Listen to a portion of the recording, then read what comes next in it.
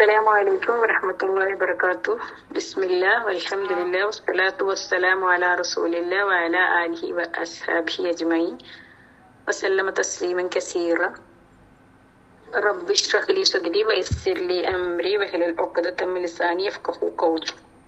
اللهم انفعنا بما علمتنا وعلمنا ما ينفعنا وزدنا علما. اللهم أرنا الحق حقا وارزقنا اتباعه وأرنا الباطل باطلا وارزقنا اجتنابه. അസ്സലാമു അലൈക്കും വറഹ്മത്തുള്ളാഹി വബറകാതുഹു. ഇൻഷാല്ലാ പിന്നെ കഴിഞ്ഞ ക്ലാസ്സിൽ ഞാൻ പറഞ്ഞുകൊണ്ടിരുന്നത് ഒരു ദുആയിലാന്നല്ലോ. പിന്നെ ഇന്നത്തെ ഖുർആനിലുള്ള ദുആയോടെ അവസാനിപ്പിച്ച് പിന്നീട് അല്ലാഹുമ്മ അസ്ലിഹ് ലി ദീനി എന്നുള്ള ദുആയിലാന്നല്ല പിന്നെ കഴിഞ്ഞ ക്ലാസ് നിൽക്കുന്നത്. അപ്പൊ അതിലിടക്ക് പിന്നെ നിസ്കാരത്തിലെ റുക്കുനുകളെ കുറിച്ച് ചില ആൾ സംശയം ചോദിച്ചുകൊണ്ട് അതൊന്ന് പറയാമെന്നാ ഞാൻ ഉദ്ദേശിച്ചത്. പിന്നെ അത് അന്വേഷിക്കുന്നവരെല്ലാം ഇതിലുണ്ടാവുമെന്ന് വിചാരിക്കുന്നു. എന്നാ തന്നെ പറഞ്ഞു തുടങ്ങാൻ തോന്നുന്നു അല്ലേ? പറഞ്ഞോളൂ. അത് റെക്കോർഡിംഗ് ഗ്രൂപ്പിൽ ഇട്ട് കൊടുക്കുകയും ചെയ്യാം ഇൻഷാ അല്ലാ. അപ്പൊ ഇത് കൊറേ മുമ്പ് തന്നെ ഇതിന്റെ നമ്മുടെ ഈ ഗ്രൂപ്പിന്റെ സ്റ്റാർട്ടിങ്ങിൽ തന്നെ നിസ്കാരം നമ്മൾ തുടങ്ങിയതും ടീച്ചറും തന്നെ ഇടയ്ക്ക് ഞാനും തന്നെ പറഞ്ഞതും വളരെ വിശദമായിട്ട് ക്ലാസ് എല്ലാവർക്കും അങ്ങനെ തന്നെ. എന്റെ ഫോണിൽ രാവിലെ ഒരു ബ്ലിങ്ക് ചെയ്യുന്നുണ്ട്. എനിക്ക് ഇപ്പൊ കേൾക്കുന്നുണ്ടാ?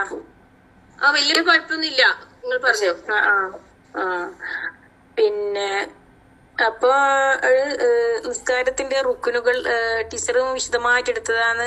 പിന്നീടും ഇപ്പൊ ഇതിങ്ങനെ കൂടുതൽ ആളുകൾ ഇതിൽ അൽഹംദുലില്ലാ വന്നുകൊണ്ടേ ഇരിക്കുന്നോണ്ട് അവർക്കും ചിലപ്പോൾ അറിയണമെന്ന് ആഗ്രഹം ഉണ്ടാവും. പിന്നെ മുമ്പ് കേട്ടവർക്കാണെങ്കിൽ പിന്നെ എന്തായാലും നിസ്കാരല്ലേ, അള്ളാഹുവിന്റെ അടുത്തേക്ക് നമ്മള് തിരിച്ചു പോകേണ്ടവരാണ്. എല്ലാവരും തിരിച്ചു പോകേണ്ടവരല്ലേ.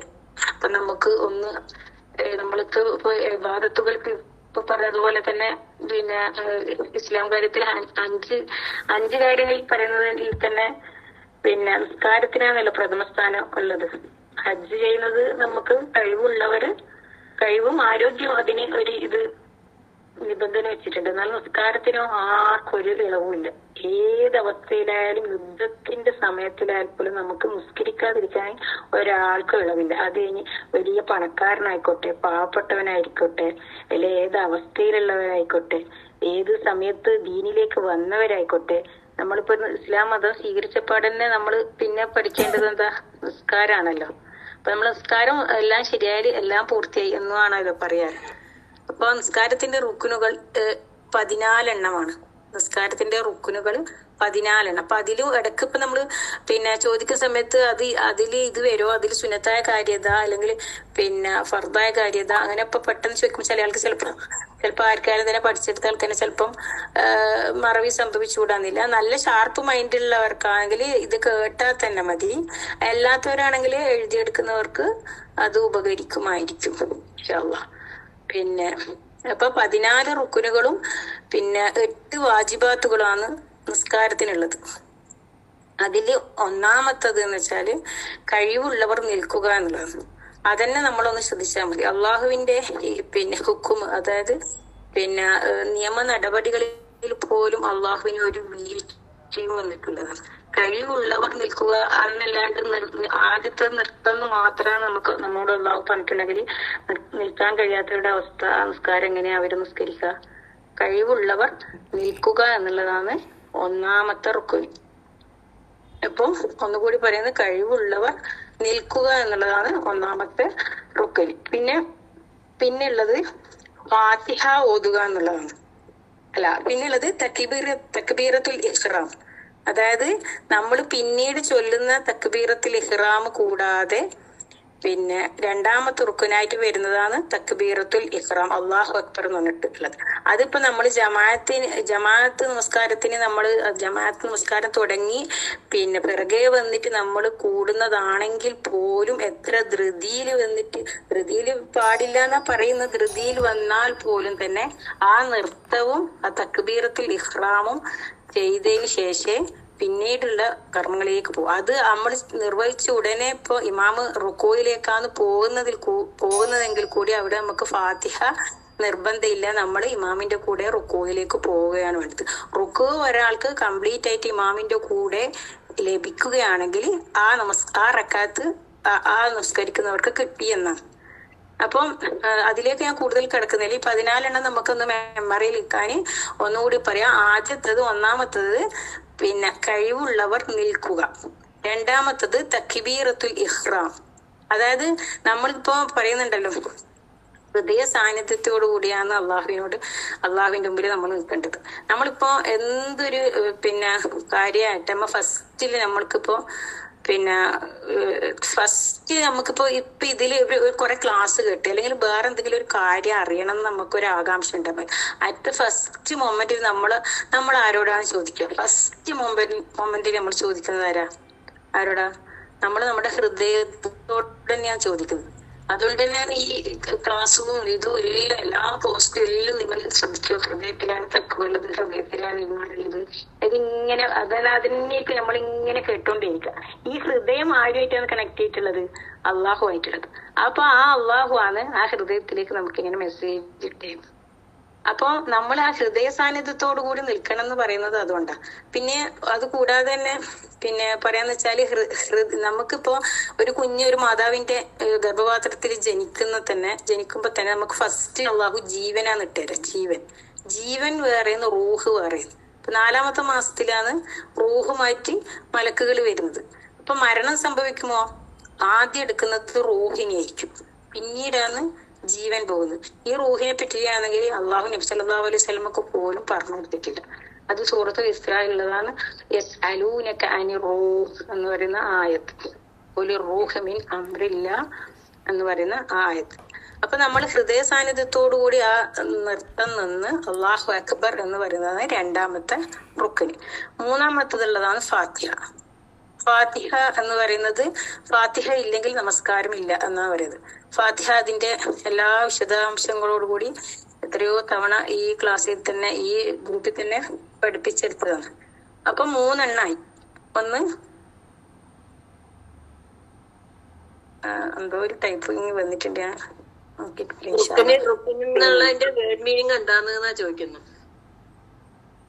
റുക്കിന് അർക്കാനുകൾ എന്ന് പറയുന്നത് ഈ നിസ്കാരത്തിന്റെ നിബന്ധനകൾ എന്നാണ്. ഷർത്ത് എന്ന് പറയുന്നില്ല. ഫർദ് സുന്നത്ത് നിന്ന് അങ്ങനെ അതിൽ പറയലുണ്ടോന്ന് എനിക്കറിയില്ല.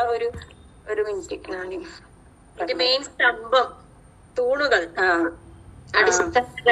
നമസ്കാരത്തിന്റെ നമസ്കാരം ബാത്തിലാകും, അതല്ലേ? നമസ്കാരത്തിന് ഒഴിച്ചുകൂടാനാവാത്ത ചില ഘടകങ്ങളും ഫർദുകളുമുണ്ട്. ഏതെങ്കിലും ഒരു ഫർദിൽ വീഴ്ച വന്നാൽ നമസ്കാരം സാധുവാകയില്ല. അതായത് ഒന്നാമത്തതാണ് പ്രാരംഭ തക്ബീർ. അലി റളിയല്ലാഹു അൻഹു നിവേദനം സല്ലല്ലാഹു അലൈഹി വസല്ലം പറഞ്ഞു, നമസ്കാരത്തിന്റെ താക്കോൽ വുദൂവും മറ്റു സംഗതികൾ പാടില്ലാതാക്കുന്നത് തക്ബീറും അവസാനിപ്പിക്കുന്നത് സലാം കൊണ്ടുമാണ്. അപ്പൊ തക്ബീറിൽ നമ്മൾ തുടങ്ങിക്കഴിഞ്ഞാൽ പിന്നെ നമ്മൾ ഈ ദുനിയാവിലുള്ള എല്ലാ കാര്യങ്ങളും അങ്ങ് വിടണം എന്ന് പറയും. പിന്നീട് എല്ലാ കുറച്ച് സമയങ്ങളിൽ നമ്മൾ അള്ളാഹു താലക്ക് വേണ്ടിയിട്ട് മാറ്റി വെക്കണം. അപ്പൊ അള്ളാഹു അക്ബർ എന്ന് പറയുന്നത് ഇതിപ്പോ സൂറത്തു നിസായിൽ പറയുന്നില്ല, ഇന്ന സ്വലാത്ത കാനത്ത് അലൽ മുഅ്മിനീന കിതാബം മൗഖൂത്ത. തീർച്ചയായും നമസ്കാരം സമയബന്ധിതമായ കാര്യത്തിൽപ്പെട്ടതാണ്. അപ്പൊ ഓരോ സമയത്താണ് ഫർദ് നമസ്കാരം അള്ളാഹു അറേഞ്ച് ചെയ്ത് വെച്ചിട്ടുള്ളത്. അതുപോലെ തന്നെ സൂറത്ത് അൻകബൂത്തിൽ പറയുന്നതാണ്, ഇന്ന സ്വലാത്ത തൻഹ അനിൽ ഫഹ്ശാഇ വൽ മുൻകർ വല ദിക്റുല്ലാഹി അക്ബർ. ഇവിടെ പറഞ്ഞിട്ടുണ്ട് വല ദിക്റുല്ലാഹി അക്ബർ. അള്ളാഹുവിനെ ഓർമ്മിക്കുന്നതാണ് ഏറ്റവും മഹത്തായ കാര്യം. വല്ലാഹു യഅലമു മാ തസ്നഊൻ. നമ്മൾ എന്താ പ്രവർത്തിക്കുന്നുള്ള കാര്യം അള്ളാഹു അറിയിക്കുന്നതാണ്. തസ്നഊനും തഅമലൂൻ ഒരേ അർത്ഥം വരുന്ന നോക്കാം. അപ്പൊ നമ്മൾ എന്താ പ്രവർത്തിക്കുക, നമ്മൾ ഈ നിസ്കാരത്തിൽ എന്താ പ്രവർത്തിക്കുന്നുള്ള കാര്യം അള്ളാഹു ഏറ്റവും അറിയുന്നവനാണ്. അപ്പോ തക്ബീറത്തുൽ ഇഹ്റാം കൊണ്ട് ഉദ്ദേശിക്കുന്നത് ഇപ്പൊ മനസ്സിലായിട്ടുണ്ടെന്ന് വിചാരിക്കുന്നു. റുക്നുകൾ എന്ന് പറഞ്ഞാല് നിബന്ധന ഘടകങ്ങൾ, ഫർദുകൾ എന്നെല്ലാം. ഇപ്പൊ എന്തായാലും ഇനിയിപ്പോ ഖുശൂ ഇല്ലാതെ നമുക്ക് പല അവസരങ്ങളും അവസ്ഥകളും ഉണ്ടാവും. മനുഷ്യരല്ലേ, ജീവിതത്തിൽ എന്തെല്ലാം പല ഘടകങ്ങളുണ്ട്. അപ്പൊ ആ സമയത്ത് നിസ്കാരം എന്തായാലും ഒഴിവാക്കാൻ പാടില്ല. നിസ്കാരത്തിന് കൈകെട്ടിക്കഴിഞ്ഞാൽ ഒന്നും ചിലപ്പോ നമുക്ക് ഒന്നിക്കലും അതിന്റെ അർത്ഥങ്ങളോ ആശയങ്ങളോ ഒന്നും വരുത്തില്ലെങ്കിൽ നമ്മൾ ഓരോരോ റുക്കുനുകൾ അള്ളാഹു ഞങ്ങള് കൃത്യമായി പാലിച്ചിട്ടുണ്ട് എന്നെങ്കിലും അള്ളാഹുവിനോട് പറഞ്ഞു കൊടുക്കണ്ടേ. അപ്പൊ ആദ്യത്തെ നൃത്തത്തിൽ തന്നെ എത്ര എണ്ണ കിട്ടുന്നത്? 3 റുക്കുനുകളാണ് കിട്ടുന്നത്. ഒന്ന് കഴിവുള്ളവർ നിൽക്കുക, രണ്ടാമത്തത് തക്ബീറത്തുൽ ഇഹ്റാം, മൂന്നാമത്തത് പിന്നെ ഫാത്തിഹ. ഇതേ അവസ്ഥ തന്നെയാണ് ലാസ്റ്റത്തെ 3.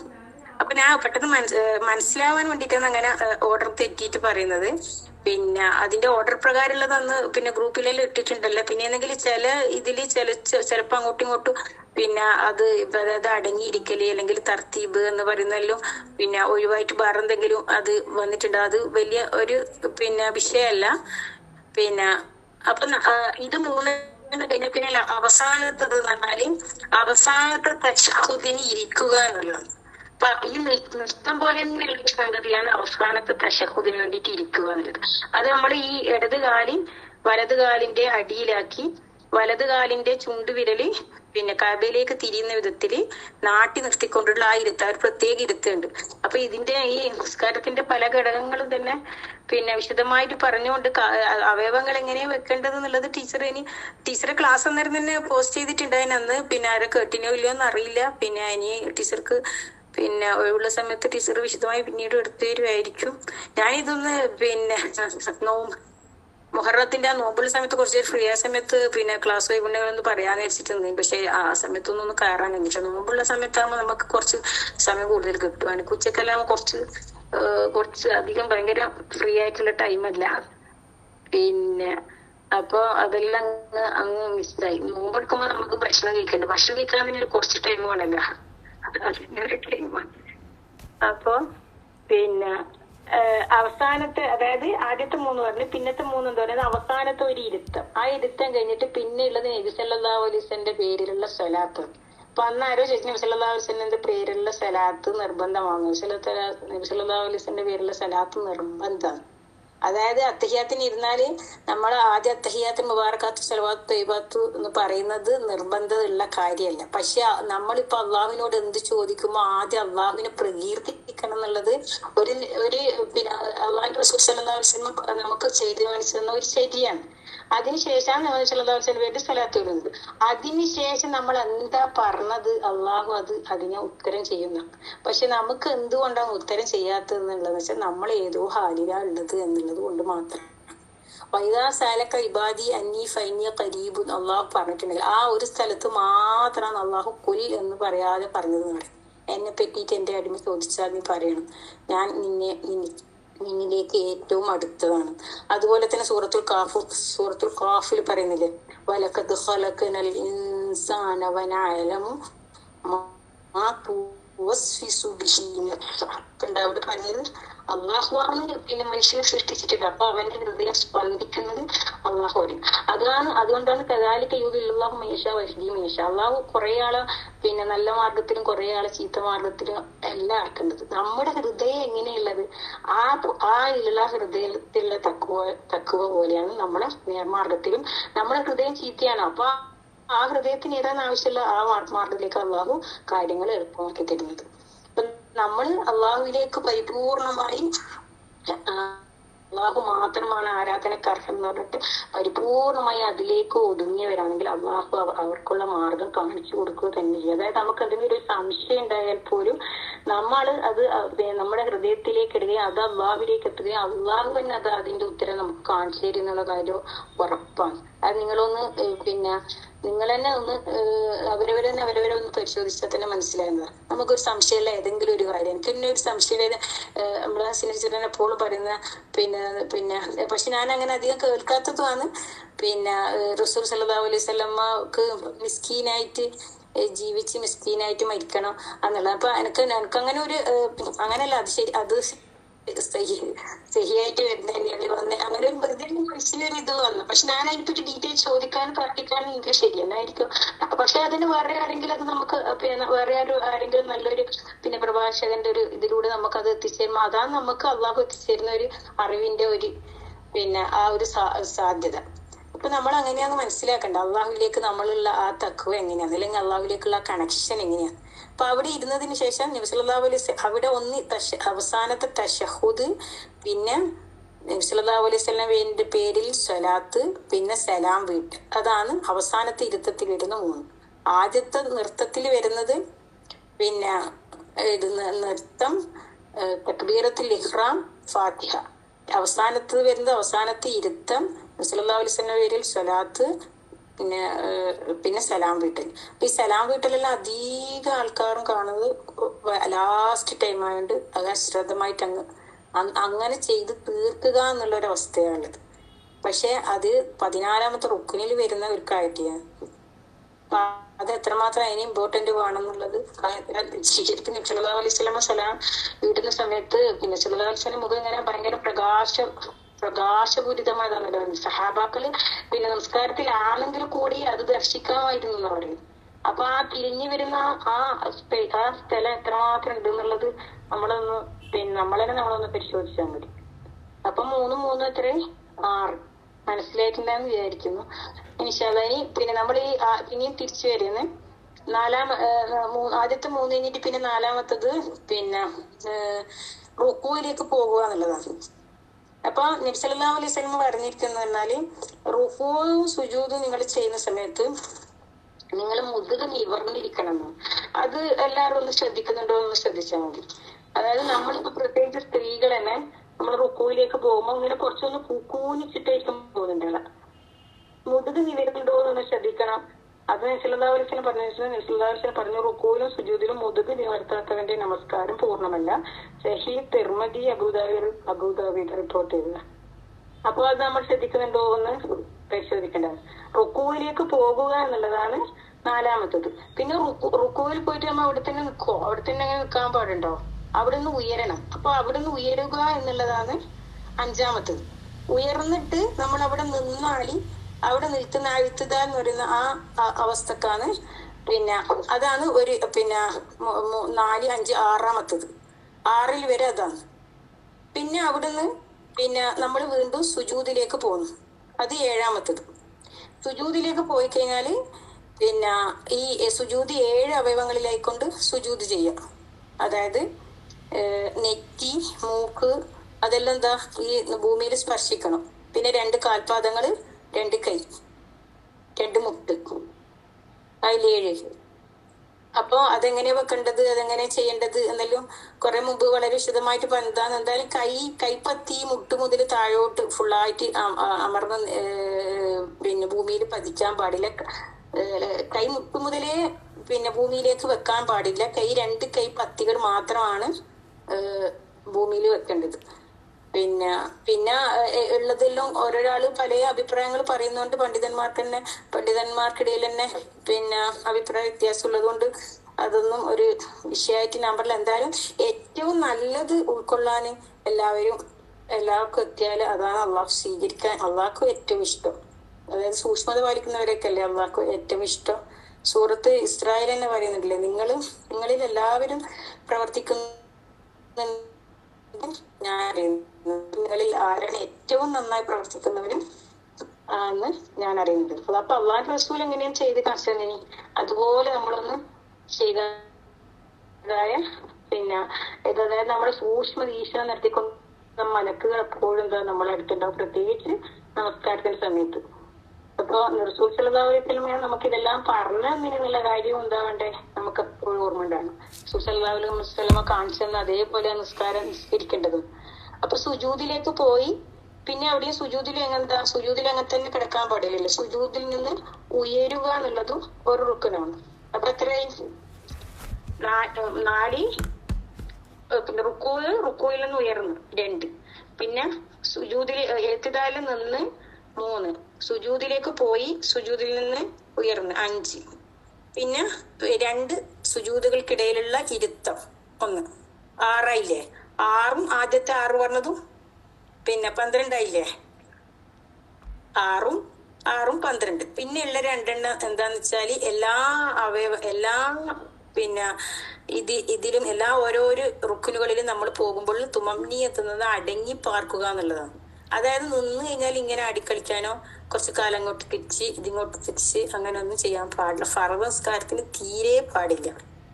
എന്നാലും നമുക്ക് പരിപൂർണമായ നമസ്കാരത്തിന്റെ ആ ഒരു മാർക്ക് കിട്ടും. ഒരു 2 റക്അത്ത് ജീവിതത്തിൽ എപ്പെങ്കിലും ഒരിക്കൽ 2 റക്അത്ത് ശരിയായിട്ട് നിസ്കരിച്ചിട്ടുണ്ടെങ്കിൽ അല്ലാഹു തആല നമ്മളെ എല്ലാ നിസ്കാരങ്ങളും അതേപോലെ ആക്കി തരുന്നത്. അത്രയും കാരുണ്യവാനാണ് അള്ളാഹു സുബ്ഹാനഹു വ തആല. അപ്പൊ നമ്മള് ഈ എല്ലാ റുക്കിനുകളിലും അടങ്ങിപ്പാർക്കുക എന്നുള്ളതാണ് ഒരു റുക്കിന്. 6 6 12 കഴിഞ്ഞ് 13-ാമത്തത് 14-ാമത്തത്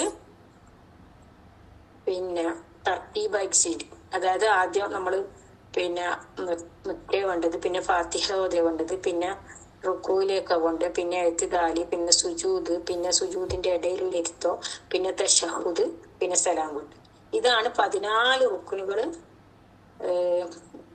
പിന്നെ നമസ്കാരത്തിന്റെ. പിന്നെ ഉള്ളത് 8 വാജിബാത്തുകൾ എന്ന് പറയുന്നത് പിന്നെ ഒന്ന് പിന്നെ റുക്കോയില് സുബ്ഹാന റബ്ബിയൽ അലീം, അല്ലെങ്കിൽ റുക്കോയില് നമുക്ക് ഏതാണ് പ്രാർത്ഥിക്കാനുള്ള പ്രാർത്ഥന അധികമായി പഠിപ്പിച്ചെന്ന പ്രാർത്ഥന സുബ്ഹാനക്കല്ലാഹുമ്മ റബ്ബനാ ബിഹംദിക അല്ലാഹുമ്മ ഗ്ഫിർലി, അതൊന്നുണ്ട്. അതാണ് ഒന്ന്. പിന്നെ നമ്മള് റുക്കുയിൽ നിന്ന് ഉയരുമ്പോൾ സമിഅല്ലാഹു ലിമൻ ഹമിദ എന്ന് പറയുന്നത് 2. പിന്നെ 3 റബ്ബനാ ലക്കൽ ഹംദ് എന്ന് പറയുന്നത്. എഴുത്തിദാലിൽ നിന്നിട്ട്, അവിടെ നിന്നിട്ട് പോലും നമ്മള് ഇവിടെയും പോലും അടക്കം പാലിക്കണം എന്നാണ്. പിന്നെ 4-ാമത്തത് സുജൂദില് സുബ്ഹാന റബ്ബിയൽ ആല, അല്ലെങ്കിൽ വേറെ സുജൂദില് നമുക്ക് പഠിപ്പിച്ചെന്ന് വേറെ പ്രാർത്ഥനകൾ 4. പിന്നെ 5-ാമത്തത് ഇടയിലുള്ള ഇരുത്തത്തില് പിന്നെ ഉള്ള പ്രാർത്ഥന, അതായത് റബ്ബി ഫിർലി വർഹംനി വജ്ബുർനി. എല്ലാവർക്കും ചിലപ്പോൾ റബ്ബി ഫിർലി എന്ന് മാത്രം പറഞ്ഞതും ഉണ്ട് എന്ന് പറയപ്പെടുന്നു. അപ്പൊ ഇടയ്ക്ക് എന്താന്ന് ചെയ്തത്, അത് ഇടയ്ക്ക് മാറ്റി മാറ്റി ചെയ്താലും നിമിഷത്തിന്റെ അടുത്ത് എഴുതിയ സുന്നത്ത് നമുക്ക് കിട്ടിയെന്ന് പറയുന്നു. 5. പിന്നെ 6 ഈ 2-ാമത്തെ റക്അത്തിന് ശേഷമുള്ള പിന്നെ ഇത് ഇരുത്തം, അത് തശഹുദിന് വേണ്ടിയിട്ടുള്ള ഇരുത്തം. പിന്നെ സമയത്തുള്ള പിന്നെ സ്വലാത്ത്. പിന്നെ എന്നുള്ളത് വെച്ചാൽ ആദ്യത്തെ നൃത്തം കഴിഞ്ഞിട്ട് പിന്നെ റുക്കുയിലേക്ക് പോകുമ്പോൾ നമ്മ തക്ബീറത്തിൽ ഇഹ്റാം ചൊല്ലുന്നില്ലേ, അത് അല്ലാഹു അക്ബർ എന്നിട്ട് ആ സമയത്ത് കൈ ഉയർത്തണം. പിന്നെയുള്ള എല്ലാ ഓരോ റുക്കിനുകളിലും നമ്മള് പിന്നെ അല്ലാഹു അക്ബർ പറയണം. അത് അവിടെ ഒന്നും നമുക്ക് കൈ ഉയർത്തേണ്ട ആവശ്യമില്ല. 2-ാമത്തെ പിന്നെ തശഹുദിന് ശേഷം പിന്നീട് നമ്മള് പിന്നെ നൃത്തത്തിലേക്ക് വരുവാന്ന് പിന്നീട് നമ്മൾ കൈ ഉയർത്തേണ്ടത്. ഇങ്ങനെയാണ് സാധാരണ ചെയ്യേണ്ടത്. ഇനി ഇതില് കൂടുതലായിട്ട് വേറെ എല്ലാ പിന്നെ റക്അത്തിലേക്ക് ഉയരുമ്പോ സുജൂദിന് ഇങ്ങനെ കൈ ഉയർത്തലുണ്ടോ എന്നുള്ള കാര്യം പിന്നെ ഞാൻ പഠിച്ചതിൽ വന്നിട്ടില്ല. ഇനി അതിന്റെ എന്തെങ്കിലും വിശദമായിട്ട് നിങ്ങൾക്ക് അറിയണമെന്നോ പഠിക്കണമെന്നുണ്ടെങ്കിൽ പിന്നെ അത് പിന്നെ അന്വേഷിച്ചിട്ട് അറിയുന്നത് നല്ലതായിരിക്കും. എന്തായാലും ഞാൻ പഠിച്ചത് എന്താന്ന് വെച്ചാല് പിന്നെ ആദ്യത്തെ നൃത്തം കഴിഞ്ഞതിന് ശേഷം എല്ലാ റുക്കുയിലേക്ക് പോകുമ്പോൾ കൈ ഉയർത്തണം. പിന്നീട് 2-ാമത്തെ തശഹുദിന് ശേഷം ഉയർന്നു നിൽക്കുമ്പോഴും കൈ ഉയർത്തണം. ഫസ്റ്റുള്ള ആദ്യത്തെ തക്ബീറത്തുൽ ഇഹ്റാം എന്ന് പറയുമ്പോൾ കൈ ഉയർത്തണം. അങ്ങനെ ഓരോന്നിനും അല്ലാഹുവിന്റെ റസൂൽ സ്വല്ലല്ലാഹു അലൈഹി വസല്ലം നമുക്ക് കാണിച്ചു തന്ന ഒരുപാട് കാര്യങ്ങൾ. അല്ലാഹുവിന്റെ റസൂൽ സ്വല്ലല്ലാഹു അലൈഹി വസല്ലം നമുക്ക് എന്താണ് പറഞ്ഞു തരാതിരുന്നിട്ടല്ലേ? അല്ലാഹു റസൂൽ സ്വല്ലല്ലാഹു അലൈഹി വസല്ലമയുടെ പേരിൽ സലാത്ത് ചൊല്ലുമ്പോ നമ്മൾ ആ ഹുഷോടുകൂടി ഒന്ന് ഇരിക്കാൻ കഴിഞ്ഞാൽ തന്നെ അത് തന്നെയാണ് ഏറ്റവും വലിയ ഭാഗ്യം. അതുകൂടാതെ തന്നെ പിന്നെ ഓരോ ബാങ്ക് വിളിച്ച ശേഷം നമ്മൾ ഒരു ബാങ്ക് വിളി കഴിഞ്ഞിട്ട് പിന്നെ അടുത്ത ബാങ്കിന് വേണ്ടി നമ്മൾ കാത്തിരിക്കണം എന്ന് പറയുന്നത്. നബി സല്ലല്ലാഹു അലൈഹി വസല്ലമയുടെ പേരിൽ നബി സല്ലല്ലാഹു അലൈഹി വസല്ലമക്ക് വേണ്ടിയിട്ടൊന്ന് ദുആ ചെയ്യാൻ.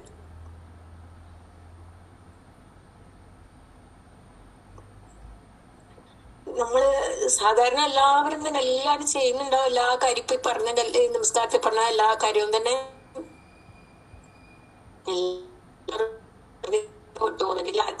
അധികമായിട്ട് വരുന്നതാണ് പിന്നെ പ്രാരംഭ പ്രാർത്ഥന, ബിഗിനിങ് പ്രേയേഴ്സും പിന്നെ സൂറത്തുകളും. അതെല്ലാം അധികമായിട്ട് ചെയ്യുന്ന സുന്നത്തുകളാണ്. നിരളാവസ്ഥ നമുക്ക് പഠിപ്പിച്ചിരുന്നത്. നമുക്ക് അധികമായിട്ട് പിന്നെ ഒരുപാട് കൂലി കിട്ടാനുള്ളത്, അതായത് 3 ചുവന്ന ഒട്ടക കുട്ടികളെ പോലെ ഒട്ടക കൂട്ടങ്ങളെ കിട്ടുന്നതിന് തുല്യമാണ്. പിന്നെ പ്രാരംഭ പ്രാർത്ഥന നമുക്ക് അള്ളാഹുമായിട്ട് കൂടുതൽ അടുപ്പിക്കുന്നതാണ്.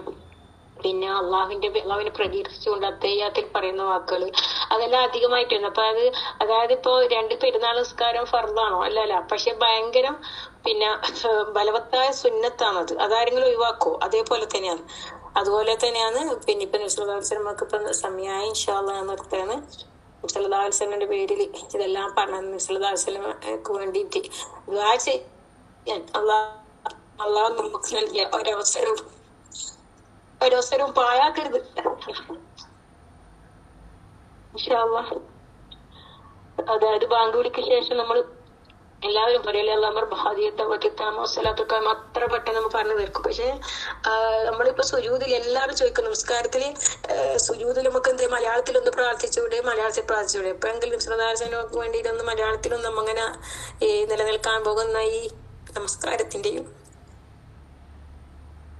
ബാങ്ക് വിളിയുടെയും ഉടമസ്ഥനായ അല്ലാഹുവേ, സല്ലല്ലാഹു അലൈഹി വസല്ലമക്ക് വാഗ്ദത്തം ചെയ്ത വസീലത്ത് ഫദീലത്ത് പദവി നൽകി അദ്ദേഹത്തെ അത്യുന്നത സ്ഥാനത്ത് നയിക്കണമേ ഒരിക്കലെങ്കിലും നമുക്ക് ഒന്ന് ആത്മാർത്ഥമായിട്ട് പറഞ്ഞു കഴിഞ്ഞാൽ അതന്നെയായിരിക്കും നമ്മുടെ ജീവിതത്തിലെ ഏറ്റവും വലിയ മുതൽക്കൂട്ട്.